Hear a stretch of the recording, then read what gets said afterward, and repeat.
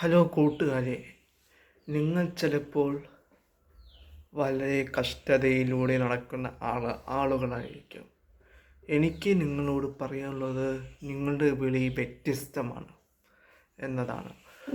അപ്പോൾ നിങ്ങൾ ചോദിക്കും, എങ്ങനെയാണ് എനിക്കറിയാം എൻ്റെ വിളി വ്യത്യസ്തമുള്ളതാണെന്ന്. ഞാൻ പറഞ്ഞുതരാം.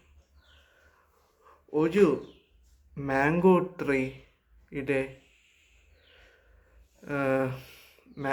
ട്രീ നടണമെങ്കിൽ അത് ചെടിച്ചട്ടിയിൽ വച്ചാൽ, അത് മണ്ണൊക്കെ കൊടുത്ത് വെള്ളം കൊടുത്ത് ചെടിച്ചട്ടിയിൽ വെച്ചാൽ അത് കുറച്ച് ലിമിറ്റേഷൻസിനൊക്കെ അത് കുറച്ച് വളരും. പക്ഷേ നമുക്കത് പൂർണ്ണമായിട്ട് വളരാൻ പറ്റുകയില്ല.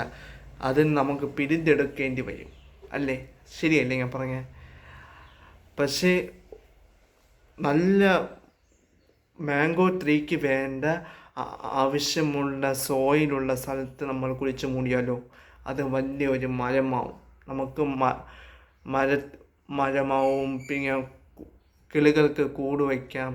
പിന്നെ എന്തൊക്കെ ചെയ്യാൻ പറ്റും? മാങ്ങ കിട്ടും. അങ്ങനെയൊക്കെ ചെയ്യാൻ പറ്റും.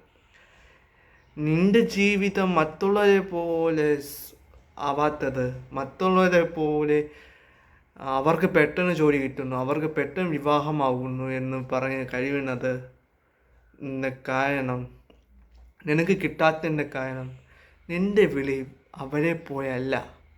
നിൻ്റെ വിളി ഡിഫറൻ്റാണ്. ഞാൻ നേരത്തെ പറഞ്ഞതുപോലെ നീ ഒരു മാംഗോ ട്രീ ആണ്. മറ്റുള്ളവരെ പോലെ ഒരു പൂച്ചെടിയിൽ പൂവിനെ എവിടെയാണോ വയ്ക്കുന്നത് അവിടെ വയ്ക്കുന്നത് പോലെയല്ല നിൻ്റെ വിളി.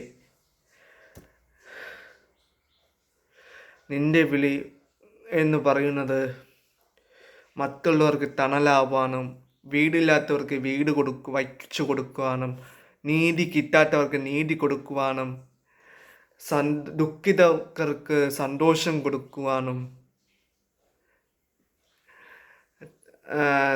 ആരുമില്ലാത്തവർക്ക് അവർക്ക് വേണ്ടി സംസാരിക്കുവാനുമാണ് നിന്നെ ദൈവം വിളിച്ചിരിക്കുന്നത്.